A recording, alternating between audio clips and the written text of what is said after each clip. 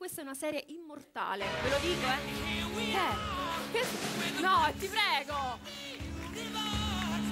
Sono MacLeod, Gennaro MacLeod. Un immortale, un Highlander. Vivo da 5.000 anni ma voglio morire, non ce la faccio più. Nei secoli mi sono sempre saputo gestire economicamente. Con la pietra sono arrivato alla fine della preistoria. Coi sesterzi sono arrivato alla fine del secolo. E ora con l'euro non so cazzo arrivo a fine mese. Sono disperato. Io sono disperato, non ce la faccio più.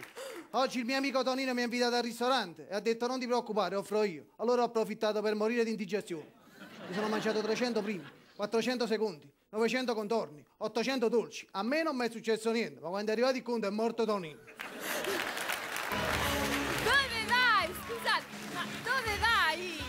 Perdonatemi, però è fatto così, che ci posso fare? Vabbè, ma noi andiamo avanti nel frattempo.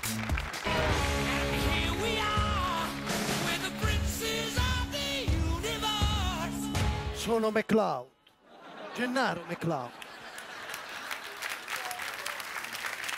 Un immortale, un Highlander. Vivo da 5.000 anni ma voglio morire, non ce la faccio più. Sono stressato.